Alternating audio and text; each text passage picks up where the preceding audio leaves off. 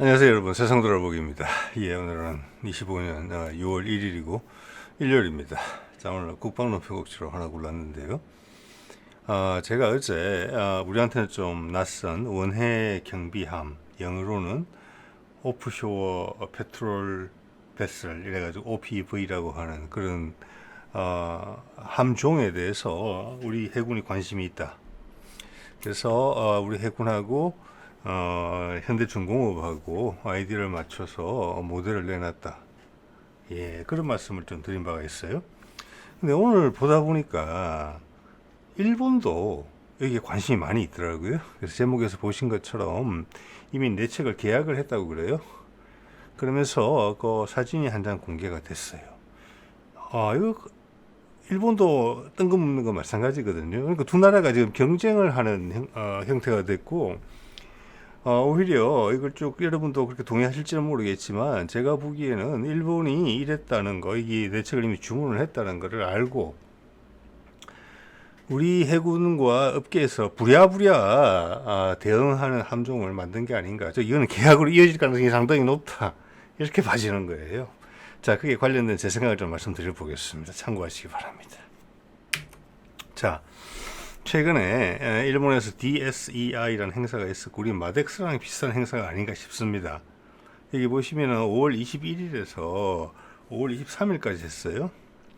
근데 우리 마덱스는 오늘인가 끝났죠, 어젠가 5월 28일에서 31일, 즉 DSEI가 먼저 했고 그다음 마덱스가 뒤에 했어요. 근데 제가 오늘 데모 사진에서 보여드린 일본의 원해 경비함의 사진은 DSEI에서 찍힌 사진이에요. 네이발 뉴스에서. 근데 한 1분 50초, 2분짜리 되는 짧은 영상인데, 제가 DSEI 관련 영상들이 네이발 뉴스에서 올라오는 걸 봤었거든요. 한 일주일 전에. 근데 이게 오늘 날짜로 해서 이 원해 경비함에 관한 부분이 다시가 아니라 처음으로 올라온 거예요. 그래서 저는 어떻게 생각하는 거 하니, 이 네이발 뉴스는 신뢰할 만하거든요. 경험 많은 에디터가 있고 그렇기 때문에. 프랑스 사람이죠. 일본에서 갔을 때 여러 가지 촬영을 했지만 이 원해 경비함이 들어간 내용은 그렇게 매력적이지 않기 때문에 편집에서 빠졌었는데, 한국 마덱스에 와서 바로 왔거든요. 한국 마덱스에 와서 보니까 여기 이상한 움직임이 있다, 원해 경비함에 대해서. 그래서 뒤늦게 그 부분 다시 올렸다, 이렇게 저는 이제 생각을 하는 것입니다. 그래서 이것은 두 나라가 치열하구나, 이 부분에 있어서. 대형 함정도 아닌데 이게 뭘 의미하는가에 대해서 어제도 제가 조금 말씀을 드린 바가 있지요. 그 점에 대해서 지금 조금 더 제가 바라보던 시선에 대해서 조금 더 확신을 가지게 됐어요. 그래서 이것은 미국의 인도태평양 전략이 바뀌면서 한국군과 미군이, 죄송합니다, 한국군과 일본군이 지금 현재 미군이 하던 역할을 좀 대신해야 되는데 거기에 경쟁 바람이 불고 있다. 여기까지 쭉 봤으면 북한과의 관계 개선까지를 고려하면은 한국의 힘을 실어주는 거거든요. 한국군에. 이것은 뭐냐면은 미국이 아직 일본에 대해서 그 트로마가 있다는 겁니다. 2차 세계대전 때 적군으로 싸웠던. 그래서 절대 무장을 과하게 하는 걸 허락하지 않는다, 이런 부분이 있고. 그렇지만 미국이 물러서는 기색이 있기 때문에 여차하면은 동북아에서 문제가 발생하면은 우선적으로는 중국에 대해서 한국군, 그 다음 미군과 일본군이 연합한다는 그런 이제 판세를 일으킨단 말이에요. 미국의 변화된 인도태평양 전략이라는 것이. 그래서 일본도 이 기회에 자기들이 군비 증강을 할 수 있는 공간이 생긴 거예요. 어느 정도는. 그래서 이런 자기들도 낯선 원해 경비함이라는 것을 덥석 빨리 계약하고 진도를 빨리 뺀 거예요. 우리가 미리 준비했다. 이것은 뭐냐, 일본 해군과 한국 해군이, 일본 해군이 뒤늦게, 일단 지금은 포지션 자체가 좀 기울어져 있지만 그들한테는 불리한 쪽으로 빨리 준비해서 우리가 여기서 주도권을 확보하겠다, 몸으로 보여주면 되는 거 아니냐, 이런 거라고 생각을 한단 말입니다. 지금 미국 해군이 영향을 미치는 지역에 일본 해군이 먼저 나서겠다. 원해 경비함이라는 게 그런 특징을 갖고 있는 함종이니까 이런 생각을 하게 되는 거예요. 자, 한번 볼게요. 또 관련된 내용은 또 뒤에 관련된 그림을 보면서 또 추가로 말씀을 드리도록 하겠습니다. 네. 자, 이 함정이 나온 그림이거든요. 이게 이제 오늘 공개된 거예요. 예. 한국 와서 보니까 OHV, 죄송합니다. OPV가, 일본에도 있던데? 한국도 이걸 밀어붙이는 분위기네? 뭐지? 이러면서 나온 거예요. 길이는 100m보다 약간 못 미치고, 폭은 12m. 이러면 우리랑 거의 같아요. 그리고 어제 소개해드렸던 영국이나 호주에 OPV하고도 규모가 같다. 역시 일본도 그들 참고했다. 이렇게 볼 수 있고, 속도는 약 20노트 좀 넘는다. 엔진은 디젤 엔진 2개를 쓴다. 방식은 코드 레드다. 이것은 뭐냐? 저속에서는 L이 들어가면 이게 전기를 의미하거든요. 이 하이브리드예요, 기본적으로. 그러니까 저속에서는 우리 호위함하고 똑같아요. 디젤을 발전기로 쓰면서 한 15노트까지는 전동기로서 구동을 한다. 조용하다는 거죠. 그런데 좀 급속 기동을 해야 되는 경우에는 여기에 디젤 엔진, 두 번째 디젤 엔진이 같이 덧붙여진다. 오화가 아니에요. 앞에 전기는 빠지는 게 아니고 추가가 된다. 여기서 기어에 같이 물려서 디젤 2개가 힘을 합친다. 뭐 이렇게 이제 해석을 하시면 되는데, 거기는 이쪽은 전기 동력이고 저기는 기계 동력이고 이렇게 되는 거죠. 예. 여기 보시면은 무장은, 눈에 띄는 무장은 여기 76mm 포까지 장착될 수 있다라고 되어 있는 부분이고, 뒤에는 무인기가 들어가는 공간이 있어요. 전체적으로 다 비슷해요. 그리고 이렇게 이제 고속 단정이 2개가 들어간다. 그리고 미션 베이가 있어서 상황에 따라서 뭘 넣을 수 있다. 요 정도거든요. 자, 그러면 이거하고 이제 우리 걸 좀 비교해 볼 수가 필요가 있는 것이죠. 그러면서 이 함종에 이 PV라는 함종이 어떻게 구성이 되어야 되는 거구나. 일본은 거기에 충실히 따른다고 보고요. 결론을 먼저 말씀드리면은 우리는 좀 튄다. 이렇게 봐집니다. 예. 자, 이것은 인터뷰하는 장면인데요. 그거에 대해서 이렇게 일본의 JMU에서 여기서 계약을 했다고 합니다. JMU면 재팬 마린 유나이티드. 자, 지금 모가미급을 뭐 열 몇 척 이렇게 건조하는 회사는 미쯔비시 중공업이고, 이것은 여러 조선사들이 연합된 형태로 만들어진 회사인 것 같습니다. 여기서 분명히 이 양반이 쿠니히코 시마다 상이 이야기를 했습니다. 내 책을 계약을 했다. 27년에 인도할 예정이다. 저는 우리의 해군과 현대중공업이 여기에 자극을 받았다고 생각합니다. 제가 보기에도 여기서 우리가 경쟁에서 밀리면 안 된다고 생각합니다. 미군의 세상 세력을 대체할 때 지금 가장 필요한 것은, 우리는 미군처럼 군대군대 기지를 가지고 있지 않잖아요. 뭐 나중에는 뭐 쓰라고 할 수도 있겠지만은, 그래서 죄송합니다. OPV라는 기종이 딱 필요하게 됐다. 예. 자, 그래서 요거는 우리도 계약이 빨리 진행될 가능성이 높다. 이렇게 봅니다. 톤수로 봤을 때는 가격은 척당 뭐 제가 추정컨대는 한 3천억 이하가 되지 않을까. 이래 봐집니다. 예. 자, 제가 지금 말씀을 드리고 있는 얼개 한일 간의 경쟁 구도, 그리고 미국의 인도 태평양 전략이 변화되는 부분, 미국은 일단 좀 세력을 줄이면서 빠지고 그 자리를 예를 들어서 한국 해군주로 담당한다는 부분에서 일본이 끼어들려는 부분이잖아요. 그 점을 좀 더 확인 사살시켜주는 내용이 이 내용이에요. 이 같은 동영상에 있는 내용입니다. 3가지 정도 언급했는데 이게 2번째 거예요. 3번째 거는 뭐 언급될 만한 가치는 없는 것 같고, 2번째가 이건데, 우리한테는 익숙한 함정이죠. 근데 일본한테는 이게 색다른 함정이에요. 우리는 해병대에서 예전에 이런 거 많이 썼었어요. 상륙함이죠, 상륙함. 상륙 모함에서 앞에 쭉 벌어지면서 뭐 탱크나 이렇게 보면 기동 장비가 실은 배가 나오는데, 이게 과거 방식이란 말이에요. 그죠? 예. 이거를 일본은 많이 만들어 본 경험이 없다는 걸 바로 알 수가 있습니다. 왜? 이것은 공격 무기니까. 일본은 해서는 안 되는 이야기예요. 이것은 자기들은 자위하는 거잖아요. 자위대. 그래서 경험이 없기 때문에 영국에 있는 BMT라고 제가 찾아보니까 이런 거 전문으로 하는 회사더라고요. 이것도 이제 크기가 여러 종류가 있어요. 자, 그러면 의도가 분명한 거예요. 상륙 부대를 상륙시키겠다. 어딘가에다가. 그 사전에 자위대, 해상 자위대가 가서 막 어깨 힘주고 다닐 그런 게 아니라, 처음에 가서 조용한 영향력을 보여주는 역할로서 원양 경비함이 필요한 겁니다. 우리도 마찬가지죠. 어제 거기에 대해서 제법 제 생각을 말씀을 드렸는데 거기에 부합한다고 생각을 합니다. 일본이 이런 배까지 한다? 공격형 함정이죠. 이거는 우리는 뭐 여기서 한 걸음 더 나아가서 공기 부양정 같은 것도 있죠. 우리는 이미 뭐 되게 공격적인 건데 일본한테는 이게 새로운 겁니다. 그래서 이렇게 봤을 때 일본도 이 기회에 해군력을 키우려고 하는구나. 그리고 한국에 눌려 있다는 걸 알고 있다. 그런데 이런 함정을 일본이 특히 이제 원양 경비함 같은 걸 먼저 제시하면서 어필을 하는 것을 우리는 두고 볼 수가 없다. 이런 차원에서 현대중공업과 해군이 부랴부랴 어제 보여드렸던 1600톤급 원양 경비함을 내놨다 이렇게 본다는 것입니다. 예. 잠깐 비교를 해볼까요? 위에 게 일본 거, 아래 게 우리 거죠. 예. 보면은 이제 27년에 처음 인도를 하겠다. 그러니까 취역은 한 28년, 29년 될 걸로 보이거든요. 네 척이 같이 될 수도 있다고 봅니다. 아니면 최소한 두 척 정도는 동시에. 왜냐면 배가 크지 않으니까.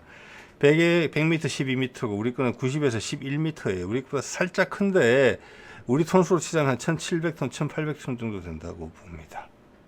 예. 자, 그 외에 다른 내용은 아까 뭐 좀 말씀을 드린 부분이고요. 자, 전반적으로 봤을 때 이 배들을 볼까요? 어제 보여드린 겁니다. 다시 한번 볼 가치가 있습니다. 위에가 영국의 리버 클래스 대표적인 OPV이고 원해 경비함이고 밑에는 호주의 아라푸가급입니다. 뭐 위에는 2000톤, 밑에는 1600톤이었죠. 크기도 비슷해요. 90m, 80m. 자, 이것들 어제도 말씀드렸지만 다 그런 거예요. 자기가 원해 영향력을 행사하는 곳에다가 해군으로 가기는 부담스럽다. 그렇지만 우리 존재감을 보여줄 필요가 있고 초동 대응 정도는 해야 된다. 즉 경찰 함정보다는 나아야 된다. 우리말로 하면 해양 경찰의 배보다는 나아야 된다. 이거는 군이니까 경찰과 군은 천지 차이 있어. 여러분 생각해 보십시오. 왜 독도 경비대가 경찰인지. 그게 우리 해병대가 간다 이런 느낌이 완전 달라지는 거예요. 그죠? 그래서 이것은 뭐냐, 해양 경찰을 보낼 수는 없으니까 우리 영역은 아니니까 당연히 해군이 가야 돼요. 그렇지만 이 분위기는 해양 경찰 정도의 분위기를 줬으면 하는 거예요. 가서 내가 존재함으로써 상대방이 부담을 느끼면 안 되는 함정이에요. 이게. 그래서 여차하면 초동 대응 정도는 해야 되는 함정이고, 기본적으로는 내가 군사적으로 관심이 있고 여기서 무슨 일이 생기면 우리 본진에 올 수 있다 이런 걸 이제 보여주는 함정이거든요. 호주도 마찬가지예요. 호주는 워낙 주위에 관장해야 되는 데가 넓으니까. 근데 일본 해군 같은 경우는 사실 우리의 동해 쪽에만 신경을 쓰면 되거든요. 북한도 그쪽이고 남한도 그쪽이고 러시아도 주로 그쪽으로 내려오니까. 그래서 이런 함정이 필요가 없었던 거예요. 왜 근데 갑자기 급하게 만드냐? 우리가 자위대가 멀리 가서 활동할 일이 생긴다. 어디? 현재 미국이 관장하고 있던 지역을 누구한테 맡기려고 한다. 가만히 있으면 그게 한국한테 가겠네? 항공모함도 만들면서 안 되지. 이렇게 됐다고 봐야 되는 거예요. 그래서 해군 함정, 군 함정이어야 되는데 우리 영토가 아닌데 경찰을 보낼 수는 없잖아요. 그죠? 하지만 군함이 가서 주는 위압감은 빼고 싶다. 그래서 해양경찰 함정 같은 해군 함정을 만들고 싶은 거예요. 그래서 무장도 이렇게 들어가는 가볍게. 근데 거기에 비해서 우리는 무장이 엄청 세게 들어가 있는 거예요. 우리는 거의 뭐 위력 정찰용이다. 우리는 군함이다. 예, 톤수만 대충 1600톤이 좀 작다 하는 거 빼고는 그냥 호위함급으로 보내는 거거든요. 자, 그래서 약간 우리가 더 급했다 이런 마음이 더 보인다는 거예요. 이런 원양 경비함의 원칙은 오늘 일본 함도 그렇고 일본 배도 그렇고 호주 배도 그렇고 영국 배도 그렇고 요 정도가 맞아요. 부담이 없으니까. 받아들이는 쪽에서. 왜? 내 땅이 아닌 데를 가는 거니까. 내 땅이 아닌 데 가서 경비를 서는 거거든요. 나의 이해관계를 위해서. 상대방이 부담스럽게 느끼는 거고 불편할 수 있는 배란 말이에요. 근데 우리는 되게 세게 했다. 전투함급으로 만들어버렸다. 아예 그냥. 이건 뭐냐, 우리가 약간 뒤쳐졌기 때문에 그렇다. 이걸로 어필해야 되겠다. 이런 생각도 없지 않아 있다. 이렇게 본다는 것입니다. 자, 이제 보여드린 것 좀 보면은 우리는 사면 고정 S밴드 레이더를 바로 달아요. 제가 S밴드를 수정을 했습니다. 왜? 대공 미사일이 들어갈 것으로 보이기 때문에. 지금 일본 함정은 전혀 그렇지 않아요. 거기에서는 대공 미사일도 큰 게 들어갈 리가 없다고 봐지는 거예요. 왜냐? 대공 미사일이 들어가려면 거기에 해당하는 센서, 레이더류가 같이 들어가야 되고 배의 구조도 거기에 맞춰져야 되거든요. 장거리 타격 능력이 있으려면. 그래서 일본의 편은 그렇지가 않다는 거예요. 전통적인, 그렇다고 일부러 무장을 약하게 했느냐, 그게 아니라는 거예요. 좀 전에 말씀드린 것처럼 그게 전통적인 OPV, 예, 원해 경비함의 원칙에 충실히 따르는 거고, 우리가 거기서 과하게 벗어난 것이다, 이렇게 보셔야 된다는 말씀을 드리고 있는 것입니다. 자, 어제도 보여드렸지만 이 뒤에는 한국형 수직발사관 2가 들어간단 말이에요. 4개가 한 세트죠. 여기에 LCM이 들어가면은 16발이 들어가는 거예요. 이게 들어가는 거 보니까 해군 전용 수직발사관도 어디 넣을 것 같아요. 그럼 크기가 훨씬 작으니까 짜투리 공간에 넣으면 되는 거거든요. 그럼 해군도 셀당, 그럼 미사일이 훨씬 작으니까 4발씩 들어가요. 그럼 16발이에요. 이 작은 배에서 대공 방어막을 2단계로 넣겠다는 거예요, 지금 이렇게. 예. 그리고 저 앞에 흐릿하게 보이지만 함대함 미사일도 자그마치 8발을 장착했어요. 호위한 것하고 같아요. 예. 우리는 그런 생각이 아니다. 우리는 엄청나게 공격적으로 한다. 자, 여기서 미국한테 보여주는 메시지가 크기 때문에 기본적으로 우리한테 손을 들어준 상황이에요, 미국은. 여기 부응하기 위한 부분이 크다라고 저는 본다는 말씀을 계속 드리고 있습니다. 자, 이런 거에 부합하기 위해서 우리는 공격함이에요. 좀 전에 일본 같은 경우는 코드 레드라서 여기 디젤 엔진 2개, 저속에서는 디젤 하이브리드, 디젤 전기 구동이죠. 우리는 어제 보신 것처럼 이거 보십시오. 여기다 가스 터빈 하나하고 디젤 엔진 2개잖아요. 예. 이게 100% 전기 추진이 될 가능성도 있어요. 어쨌거나 출력은 일본 거보다 훨씬 높은 거예요. 왜? 가스 터빈이 들어있으니까. 일본 함정은 지금 최고 시속이 20노트 좀 넘는다고 되어 있잖아요. 어제도 말씀드렸지만 이걸 만약 그 운용의 편의성을 위해서 MT-30 가스 터빈에다가 MTU 디젤 엔진 2개, 기존 우리가 뭐 대구급이나 중량급에서 쓰는 식대로 그대로 넣을 가능성도 있다고 본다는 거예요. 그런데 무게는 1600톤밖에 안 되거든요. 만약 제 말씀드린 게 맞다면 이거는 뭐 거의 윤영하급이나 참수리급 이 정도의 기동력을 가지게 될지도 몰라요. 심지어는 MT-30이 아니라 미국제 출력이 떨어지는 GE 엔진 가스터빈 좀 작은 거, 그걸 넣더라도 거의 큰 차이 없을 거라고 보거든요, 기동력은. 우리는 그래서 거의 뭐라고 할까, OPV에 전형적인 경찰 함정, 해양 경찰 함정 같은 느낌을 주는 게 아니라 우리는 완전히 육군으로 치자면 뭐라고 할까, 위력 정찰용 배를 거의 만들어 놓은 거예요. 네. 그렇지만 일단 멀리서 보기에는 이게 뭐 수직 발사관도 안 보이는 것이고, 대한 미사일도 이렇게 가려져 있는 거니까 보이는 건 한 포 하나 정도밖에 없다. 요 정도의 가식적인 효과는 또 있겠다, 이런 생각도 들긴 들어요. 굳이 나의 본색을 감춰야 될 필요가 있다면. 네. 자, 이런 것들이 어디서 나왔느냐 하면은, 자, 오늘 조선일보 기사거든요. 이거죠. 어제 잠깐 말씀드렸지만 주한미군 감축 4천 몇백 명에 대해서 빅터 차는 저도 여러 번 이제 여기서 해외에서 그 은사를 보는데, 그는 그 뭐랄까 전통적인 미국의 군사 복합체의 패권 전략을 구사하는 그런 지식인이다, 거기 전문가다, 이렇게 보시면 될 것 같아요. 그러니까 또 다른 말로 하면 딥스테이트죠. 그래서 지금 강력한 발언들을 많이 쏟아내고 있는 거죠. 왜냐하면 트럼프가 그 틀을 바꾸려고 하고 있으니까. 주한미군 감축을 심각하게 검토하고 있다. 제가 봐도 그런 것 같아요. 북이 오판할 수도 있다. 제가 봐서 여기서 빅터차가 오판을 하고 있거나 거짓말을 하고 있다, 이렇게 생각을 하거든요. 예. 지금 트럼프의 군사동맹과 관련된 해외 전략은 이런 거거든요. 그 지역에 있는 국가가, 이해관계 당사자가 막아라. 예. 그리고 거기에 있는 전력을, 불필요한 전력들을 미국으로 소환을 시킨 다음에 어떤 중국을 상대하기 위해서 내실 있는 전력을 구축하기 위해서 현대화를 진행해야 된다. 이게 지금 미국의 생각이에요. 트럼프 정부의.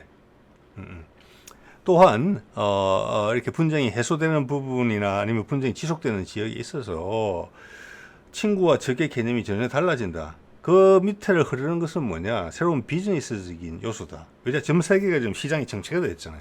그 점에 있어서 가장 큰 타격을 받는 것은 미국 내지는 중국입니다. 중국은 계속 거품이 있어야 되는 상황이고, 미국 같은 경우는 이제 패권이 시들면서 어떤 달러의 거품이라는 부분이 있어요. 그래서 경제가 계속 촉진돼야 돼요. 자, 그거랑 동맹이 직접 해줘야 된다는 접목되는 방향으로 무조건 결론을 내게 됩니다. 그래서 한국에서는 그거죠. 한반도에서는 남북 소통. 거기에 미국의 자본이 투자될 수 있는 부분, 그래서 중국을 견제할 수 있는 부분, 1타 3피 이상이 나오는 곳이에요. 러시아와의 관계 개선, 러시아 개발. 자, 대륙 세력의 핵심이 러시아가 되고, 물론 중국이 끼어들 수 있는 여지를 배제하지는 않을 겁니다. 해양 세력의 핵심은 미국이 되는 거예요. 그 통로는 한국? 근데 이 통일 국가가 돼야 되고, 전 세계에서 중요한 교통망인데, 러시아의 영향권, 미국의 영향권, 중국의 영향권? 아니다. 다 원하는 세상이다.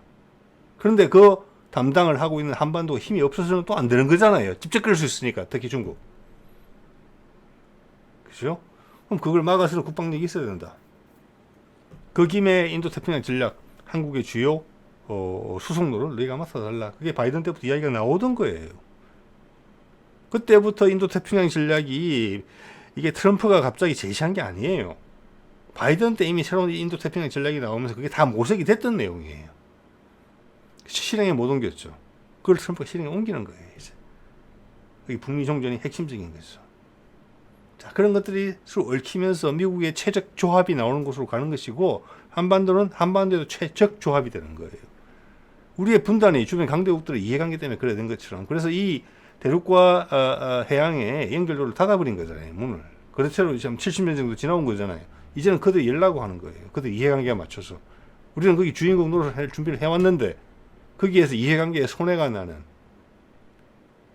윤석열이 와 그의 세력, 지금 소위 거구 세력이라고 불리지만 사실은 그 핵심은 친일파 세력입니다.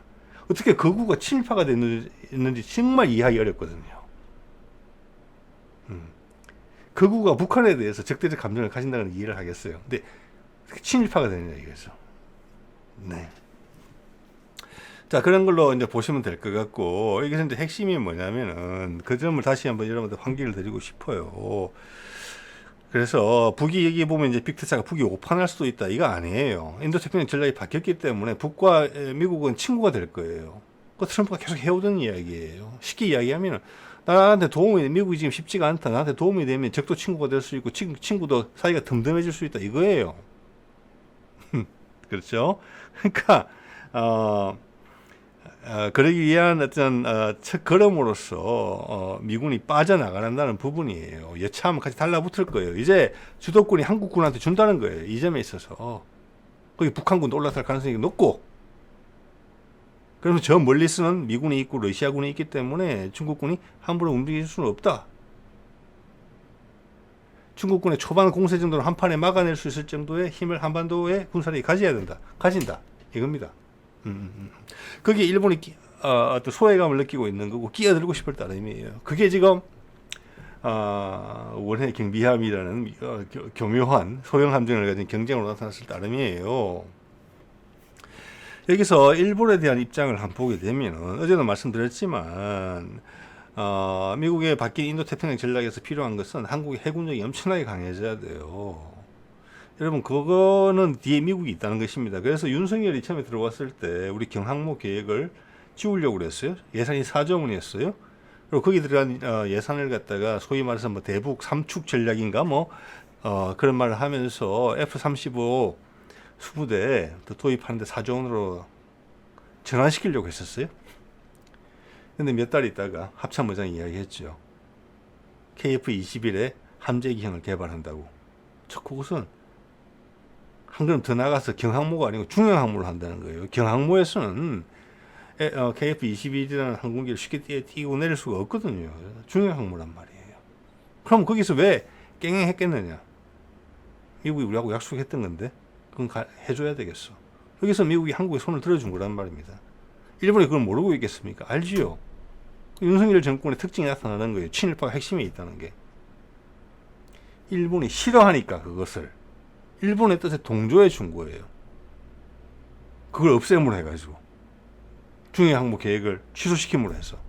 근데 미국이 다시 살려냈단 말이에요. 자, 모든 걸 말해주죠. 왜 아베가 엄청나게 화가 났었는지, 자기한테 이야기도 안 하고 트럼프가 김정은을 만나서 종전선언을 코앞까지 갔었는지. 바이든도 종전선언을 하지는 않았지만 우크라이나전을 계속 벌였지만 노드스트림도 폭파해가면서 한국의 상황을 단속을 했고 일본의 야심을 계속 주저 시켰어요. 일본의 마지막 희망이 한미일 군사동맹이었죠. 그걸 통해서 향후 미국이 비워놓을 공간을 일본이 차지하려고 했고, 우리 윤석열은 일본 밑으로 들어갈 준비가 돼 있었어요. 일본이 시킨 대로.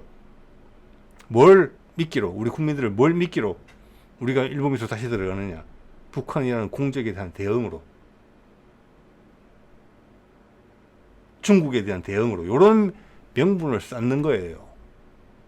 그래서 윤석열이 하려고 했던 대1 그 부분은 미국의 인도태평양 전략도 뒤트는 거고, 우리가 가진 실제 힘을 펴는 데 있어서도 전혀 적절치가 않고, 또 남북의 영구 분단을 의미하는 것이기도 했어요. 즉 일본한테 빨리는 거죠. 예, 그 상태에서 남북 간의 충돌이 발생하면 일본이 한국에 대해서, 한반도권에 대해서 주도권을 쥔다. 미국 대신에 나서서. 그것이 지난번에 내란에 앞서 일어났던 북한을 군사적으로 찝쩍거린 그 내용들하고 다 이어질 수 있어요. 일본은 간절히 원했는지 몰라요, 그것을. 그러면 미국을 차내고 일본이 거기 적극적으로 개입할 수 있었거든요. 한반도에 두 번째 전쟁이 생기는 거니까. 이런 거 반드시 고민해 봐야 되고 탈탈 틀어 봐야 된다고 생각합니다. 자, 그 정도 것들이 지금 원해 경비함 경쟁으로 지금은 다시 나타나고 있다. 바뀌진 여건에서 미국이 일본이 훨씬 불리하죠. 쉽게 포기하지 않는다.